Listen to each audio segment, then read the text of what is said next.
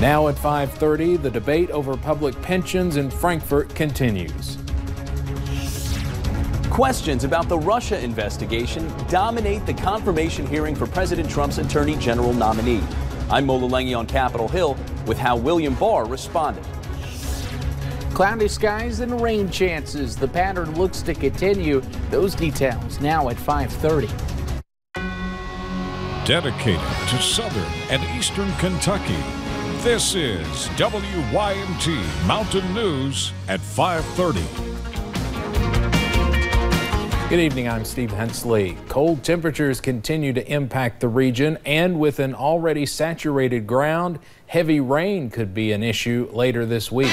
Let's check in with Chief Meteorologist Andrew Dockery for the very latest. Andrew?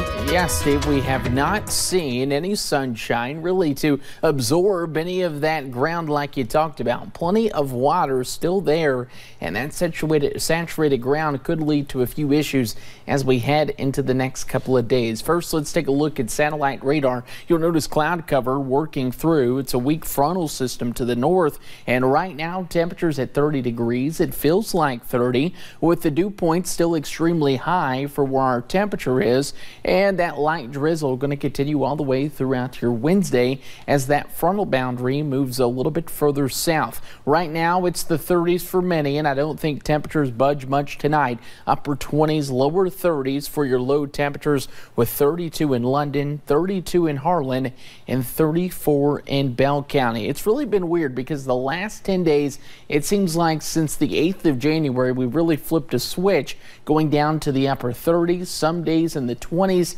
and the past two right at 31 degrees. And I think you can attribute the cloud cover. In fact, our Twitter topics show that as we look ahead, we're going to be looking at three systems, cloudy skies, and eventually this ends with a cold blast. And Steve, this is a cold blast that is colder than anything we experienced for the winter season. Of course, we'll have more on that coming up around 5:40.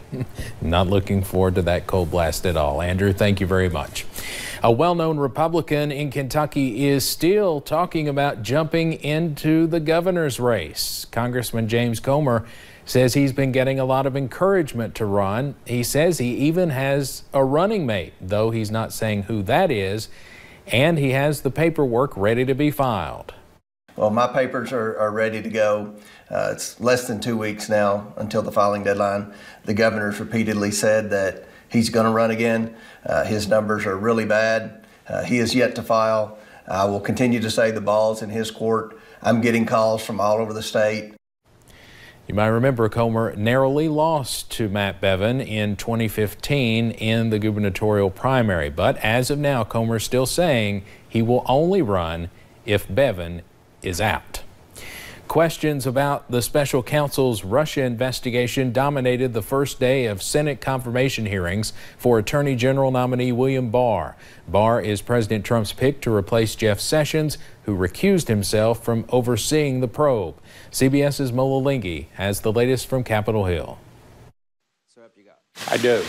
Attorney General nominee William Barr faced the Senate Judiciary Committee and lots of questions about special counsel Robert Mueller's investigation into Russian meddling in the 2016 election. Will you commit to making any report Mueller produces at the conclusion of his investigation available to Congress and to the public? I am going to make as much information available as I can. Are there any circumstances that would cause you to terminate the investigation? Right now, the overarching public interest is to allow him to finish. Is Putin a friend or a foe? I think the Russians are a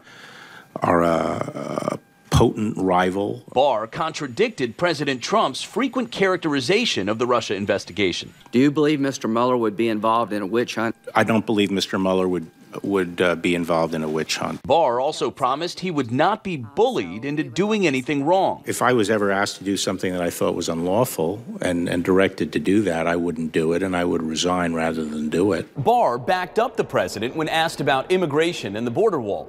He said he hopes a deal can be reached to end the partial government shutdown. It's imperative to have border security, and that part of that border security, as a common sense matter, needs barriers. Barr previously served as Attorney General under former President George H.W. Bush. When asked why he wanted the job, he said he loves the department and wants to protect its independence. Mo Lalengi, CBS News, Capitol Hill.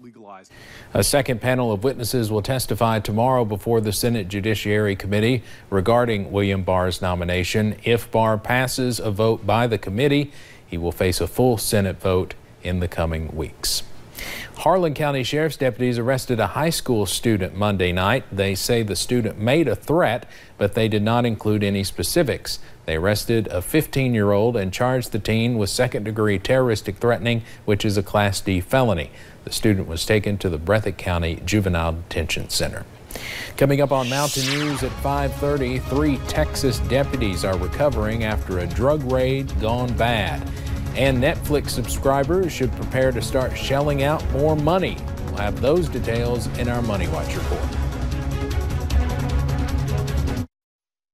When you see news happening, dial star 57 or text your news tip to 5757. Service is provided by Appalachian Wireless. Better service, bigger savings. It's almost here. The WYMT Pittsburgh Marine 2019 Kentucky Fishing Expo is coming to the Corbin Arena this Friday, Saturday, and Sunday. This is a family fun event. Bring the kids as Paw Patrol will make appearances each day of the show. Admission is only $5 for adults. Children 12 and under are free.